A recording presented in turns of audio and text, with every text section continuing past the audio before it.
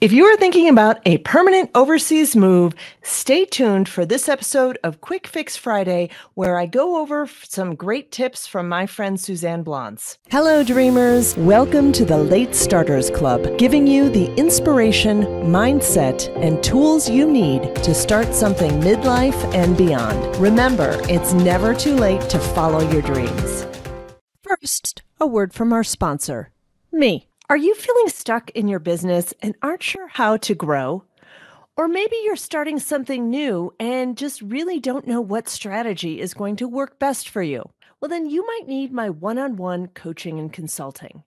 I've personally helped businesses grow to the 6-figure mark and 7-figure mark. Whether it's really diving into your ads and seeing what's wrong, giving you hands-on specific advice, or it's just taking a look at your overall strategy and giving you some recommendations for moving ahead. Just go to AndreaVall.com and go to the Consulting and Coaching tab for more information and packages that fit your needs. And now, back to our regularly scheduled program. In episode 104, I talked to Suzanne Blons, who moved to Cuenca, Ecuador, permanently. She's lived in 7 different countries abroad, and she had some great tips on what to do to permanently move abroad. First of all, of course, you want to do your research. Do a little homework. You might visit the country. Suzanne actually didn't visit that location before she moved there, but she had a friend who lived there and was able to really do her homework and research, and she knew that she would like it. Tip number 2 is to join online groups before you go.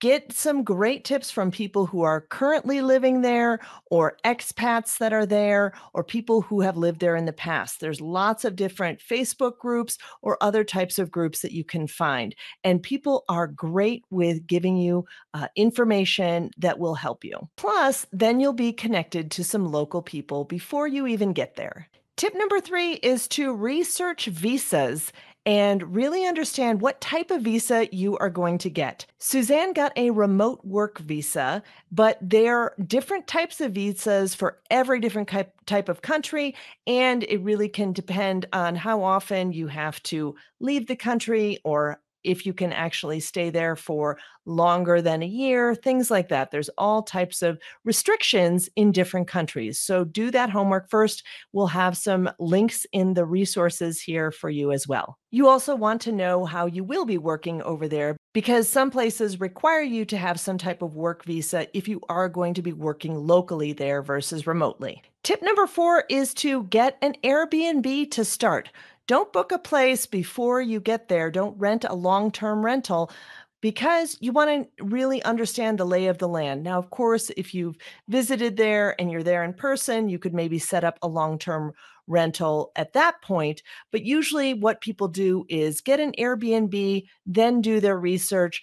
Oftentimes, you're going to get a cheaper rate if you're there in person versus booking something long-term online. Tip number 5 from Suzanne especially is to sell everything. Don't bring a bunch of furniture.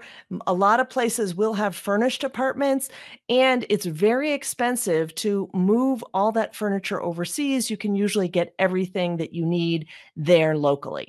And tip number 6 is to learn at least a little bit of the language. A lot of places that you might be considering probably have a lot of English-speaking people there, but it is a good idea to blend in a little bit more, learn as much of the language as you can. Now, there are tons of other tips. I'm going to have some great resources in the show notes for you, because there's a lot to consider, such as banking and things like that, that really dive much, much deeper into it. But these are some of the tips that Suzanne gave to me, and it's a great place to start when you're considering an overseas move. Hope that was helpful, and make sure you grab the free guide, Top Tools for Late Starters, on the website at latestartersclub.com. And let's turn dreaming into doing.